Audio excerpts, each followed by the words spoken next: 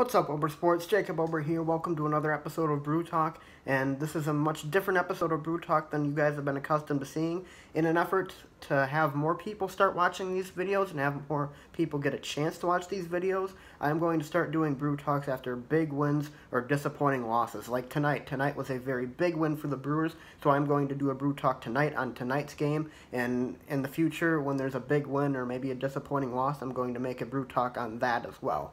So, tonight, the Brewers were down 4-2 versus the Reds, heading into the top of the 7th inning. We got two men on, Eric Thames up to bat, and against the Reds, we all know what Eric Thames does very well. He hits home runs, and he cranked a 3-run shot out of there into right center field to give the Brewers the lead, and that would end up being the final result. The Brewers would win 6-4. They got another run on an Eric Sogard sac fly in the top of the 9th.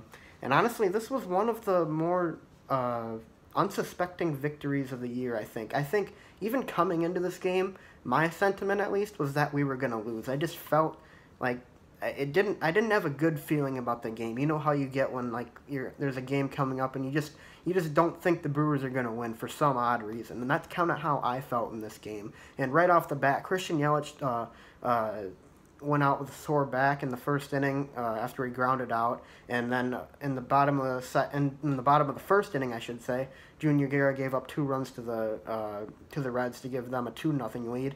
And at that point, I was kind of like, yeah, this isn't really going to be a great night for the Brewers now, is it? And even after Jesus Aguilar tied the game up with a 2-run shot, which, by the way, now leads the NL, or at least ties him for the NL lead in home runs with Bryce Harper and Nolan Arenado, so that's pretty interesting. But even after he hit that shot, I was like, it still doesn't really feel like a night. And then, of course, the exact next inning, Jesse Winkler hits a 2-run shot for the Reds to give them a 4-2 lead, and for a while it felt like that was going to be the final score of the game.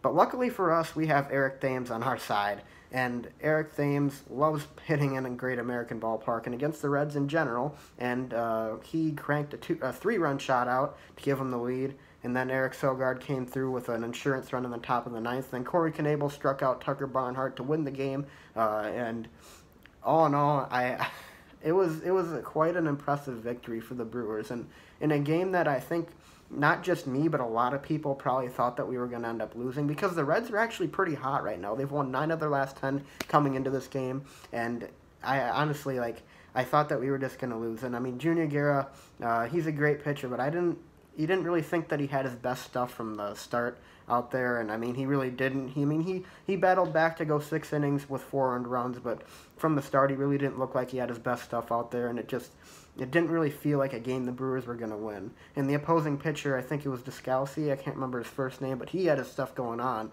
especially in the first few innings. So this was a very, very surprising victory, a very, very welcome victory, as the Cubs also won today over the Dodgers. So losing this game would have put us only ahead by 1.5 instead of keeping our 2.5 lead in the NL. But anyways, guys, thanks for watching. I know this is a little short for a Brew Talk. I mean, you guys are accustomed to me doing like 10-minute Brew Talks, but since it's only one game I'm talking about, it's going to be a short one for this one. But let me know what you guys think of this new Brew Talk idea in the comment section below. Should I start doing these after big wins and disappointing losses, or should I continue to do it on Monday afternoons? Let me know what you guys think in the comment section below. Be sure to leave a like and subscribe, and I'll see you guys in next time.